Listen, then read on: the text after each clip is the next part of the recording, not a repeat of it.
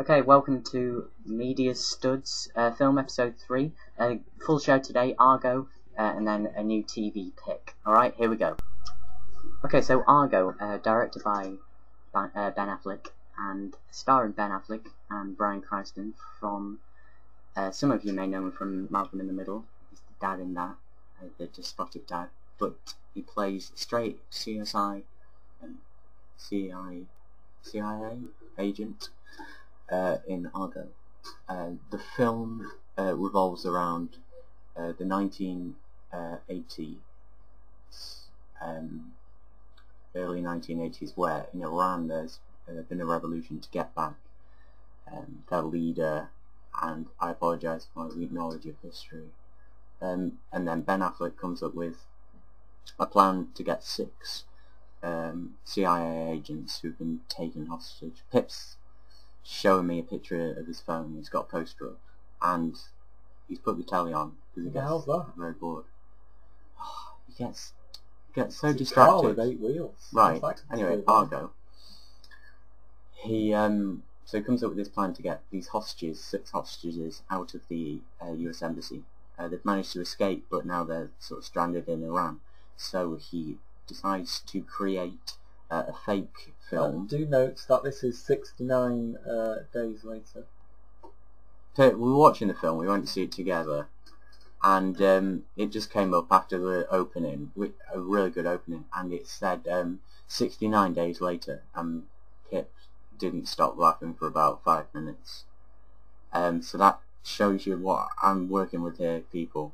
But the film, I really enjoyed it, and it's apparently based on a declassified true story, and I think Ben Affleck's really good.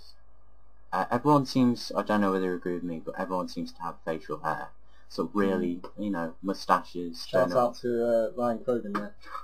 Ryan Cogan should have been in this film. Yeah. I mean, the only thing that was missing was sadness, if I'm wrong. Yeah, it's really good. It's really, the opening, they do sort of the storyboard to get you, you know, up your knowledge up to scratch, the situation in Iran, and that was really good, really sort of informative. And then they have this section at the beginning where they show a riot at the US embassy, this sort of protest that turns nasty, and they mix in filmed footage with sort of real footage from the events. I mean, it revolves around real events in the 1970s and 80s. I thought that was a really good opening, and the film does get a bit slow in the middle, especially when they're sort of getting the film going, and John Goodman plays a producer who helps Ben Affleck to get it going, and the bald guy, can't remember his name, but John Goodman and the other guy, they're sort of, to my knowledge, sort of meant to be comic relief, but I don't know whether it was the script or the sort of how they delivered it, but I didn't really laugh once at that. But there are some quite witty moments during the film, and it sort of switches from this quite serious film about the Iraqi situation and getting the Shram back to, you know, they play pop music from the era and rock music against a montage of Hollywood, this sort of broken Hollywood, and Ben Affleck and the DOP obviously sort of shoots it through this sort of gritty 1970s sort of feel, so the video's a bit grainy, all the images, and that makes it, when they switch to the real footage, not that big of a leap, and really it was a good watch.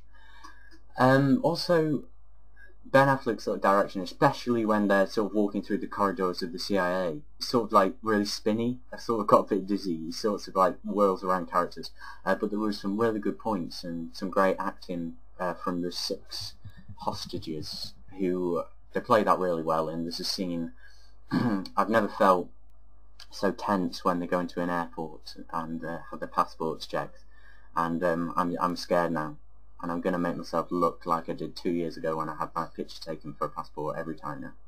You know, I'll get the round glasses out and get it done. But Pip went to see it as well, so in a sec we're going to hear Pip's views on the film. Okay, so Pip, what did you think of Argo, the film we went to see today? I really liked it. Go on, what did you like about it? Be specific. It was really thrilling to watch, wasn't it? Okay. You felt like you were there. Yeah. And there's also some comedy senses to it, Yeah. like Argo, fuck yourself. There's yeah, yeah, it is. Any bad points? No. No.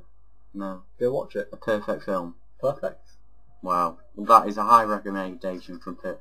I also really liked it, and I think if it's either this or being ironic and going and seeing Madagascar 3, Yeah. definitely go Twice. and see. Shut up!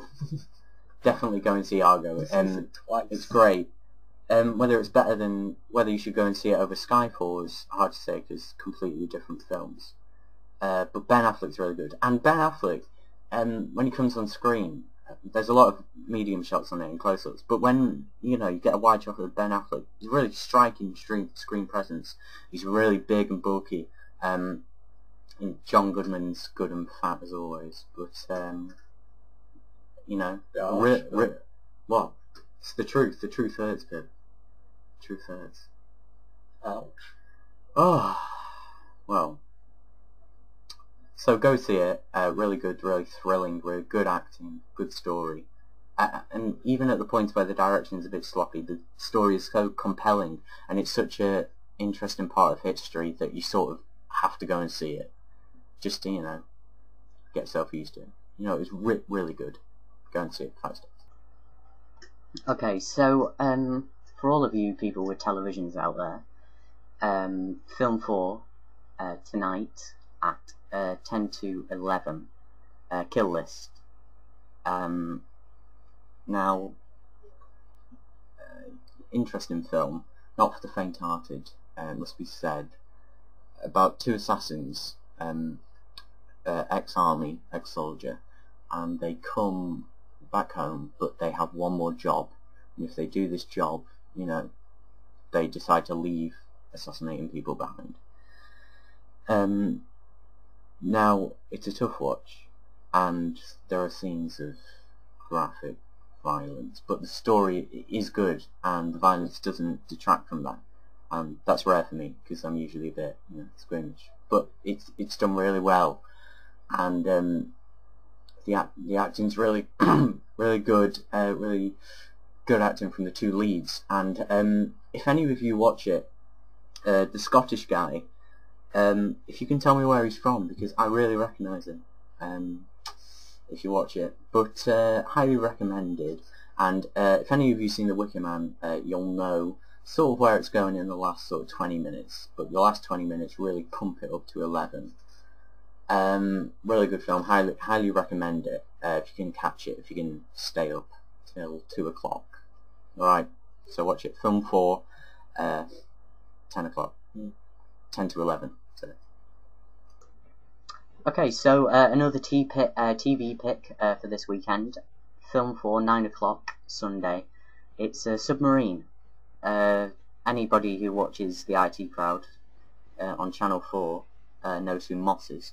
Now, the actor who plays Moss, Richard Ayoade, or however he says his last name, directed this film, and I think he wrote it, but it's based on a really good book. It follows the life or the teenage years of Oliver Tate, a boy who thinks of his life as a film.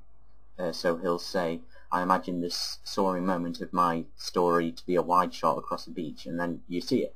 It's a really sort of, it's strange that a lot of people can sympathise with that, and I certainly can. But he's a bit of an oddball. He goes around school. His room is painted, so there's water on the wallpaper. His dad is a marine biologist, and his mum is sort of, a bit weird. And one of his sole objectives throughout the film is to make his parents not split up. They have quite a fragile relationship, and this is put in sort of danger even more when the mother's ex-boyfriend comes back to live next door. So that's one of Oliver's things he tries to get done. The other thing is he thinks he falls madly in love with this girl at school who is a bully, but he's attracted to her in this weird way, and their relationship is really interesting. The 2 child actors who lead it, the girl and Oliver. They're really good actors, and any fans of Young Dracula out there, Robin in Young Dracula is Oliver, and he's fantastic. And any Sarah Jane fans out there, Maria's in it, she plays a girl. It's really worth a watch, 9 PM film for. So Ryan, you'll be watching that, I'm sure of it. Oh, that's 2 mentions of Ryan on the show so far. God, that's not good. It's not good. Oh, but he's the only person who watches, so Submarine, watch it. 9 PM film for. Okay, so that's the end of episode 3 of MediaStuds Film. Pip, do you want to say anything before we let the audience go? Yes. Alright, so see you next week. Like the Facebook page, follow us on Twitter. See ya, bye.